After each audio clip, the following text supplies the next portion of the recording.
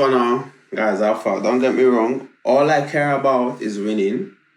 Let's look at the highlights of this game we just played. Arsenal won Ipswich 0. Obviously, a lot of us gonna faithful would have been expecting more. Would have thought there'll be more goals, but 3 points, clean sheet. Can't get better than that. Let's have a look. Quick highlights. Let's look at the goal times. Some talking points from the game. Just delayed Sammy Smollett trying to get on the end of the deflected cross into the box. So right off the bat, I think that was literally 90 seconds in or whatever it was. And it turned out to be the closest they came to worrying our goal. And this is one thing we talk about. You have to be on it right from kickoff. If they had scored there, we'll not be trying to get into the game. So yeah, and I think this is the closest they came to ever worrying Raya and our goal. So yeah, luckily we came out unscathed on this one. Big chance. Cross. Martinelli across. Trossard. Dangerous delivery. Kai Havertz gives Arsenal the lead. Obviously, Kai Havertz gives us the lead. I think that's 23 minutes on the clock. One cross to the other side of the field and then into the box. Kai Havertz was right on hand to score that goal. Now, a lot of people are saying, oh, Kai Havertz. Look, let's look at this thing critically, yeah? So Martinelli has crossed that ball all the way. I'm sure Trossard wasn't his intended pass, but the flick of the defender made the ball sit kindly for Trossard. Trossard then picks out, just plays the ball nicely into the danger area. If we look closely, you see that the Ipswich defender, I think it was Wolfenden, he kind of scuffed. He wanted to clear the ball and he missed it. The position where Kai Havertz was, I get he has come into a position where he could attack, but if number 6 was if he was on his toes rather than on his heels or whichever way, whether on his heels rather than on his toes, probably would have gotten to that ball. I'm not even trying to say like Kai Havertz has. This was just, it was a goal born out of an error by the defender, in my opinion. Let's have a look. Just have a look. See. The persistence, the pressure, it all pays. Wonderful wing play, the perfect ball.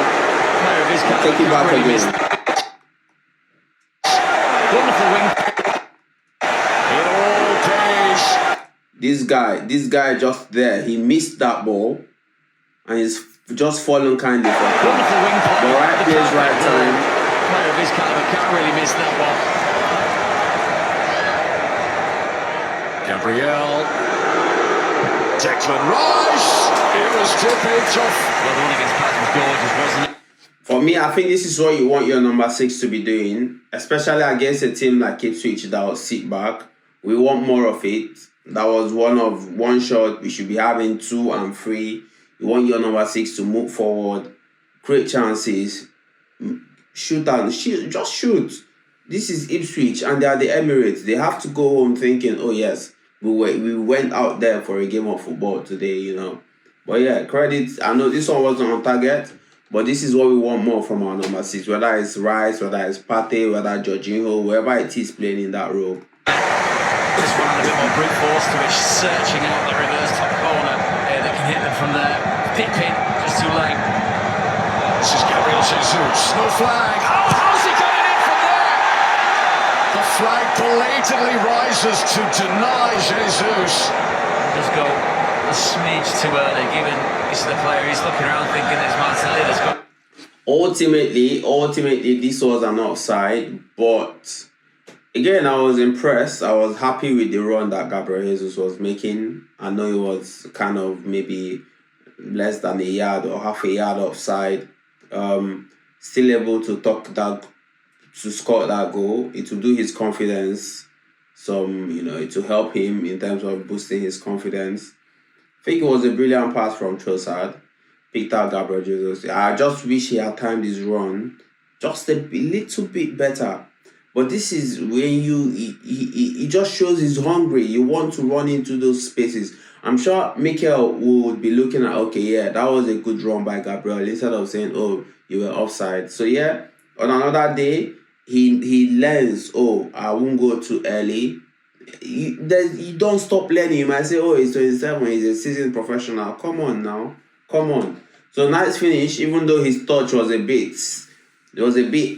he kind of was all over the place, but yeah. Into trouble picking the ball in on the goal line. The second half, we came out again out of the blocks. We were peppering them. These guys they didn't have a sniff. I think it was at some point, it was 180 touches in opposition in their own third of the half to 23 in ours. We were dominating. How this game ended 1-0 is still beyond me. Rice. Now this one I can't explain. The man you wanted it to fall to, it fell to. The ball was there on a platter. The goal, the net was gaping. All we needed was, that is 2-0. Gabriel, FPL fans to jubilate and everything, but yeah, not to be today for Gabriel Mangalesh. I'm sure goals will come, but what a ball in! What a ball in! That is an absolute sitter. The ball in's wonderful. The space he finds is perfect. The header just makes a mess of it completely. Smart turn. Is Martin Odegaard the best attacking midfielder in the league right now? I am curious. Just have a look at this. Be careful out of the box. Let's go. Odegaard! He went for the spectacular. What is it's it? an Arsenal corner. Way too much time and space. What is it? In the end. Very congested 6-yard box, but it's played to the edge. To tackle. Now you see this corner kick routine. If I don't know if people noticed, Liverpool against Leicester, these men are copying our corner kick style now. I'm seeing Virgil van Dijk and Gomez and them man run into the back of the post like our normal routine. Nicolas Jova in the space of 24 hours has cooked up another thing. Bro, you can't catch us, man. It's like you want to catch wind. You know fit. You can't. You can try. You won't catch us. Yeah? We'll bring another one. You copy this one, we'll try again. This was obviously, this is from the training ground. We were unlucky that this one did not go in. I would have, Nicolas Jova, that mural, well deserved. Big save from Juric. Will think outside the box and very nearly produce something special. I think the defender was right place, right time. Well-timed challenge by Caista. Delap doing a passing impression of a blocker in the NFL.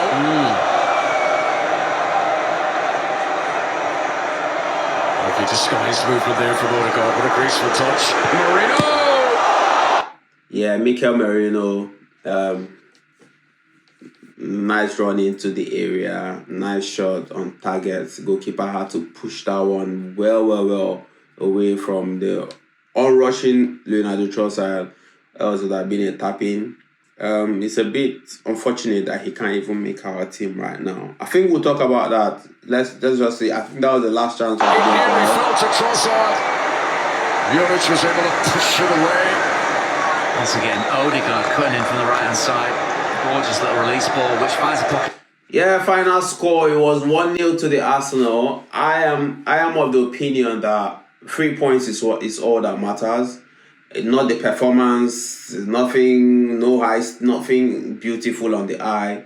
Some games are like that. Some games, the goals just don't want to go in. We kept a clean sheet also on a positive note. There are some things that I just feel.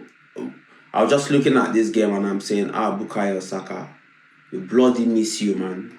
We miss you, Bukayo Saka, because we've seen sometimes when we say, oh, our games are always to the right. It's just what Bukayo does. If we move Bukayo to the left, our game again is going to move to the left. The man knows how to drag defenders to himself. He knows how to play in passes. He knows how to play crosses. Now he goes with his right now. He takes people off guard.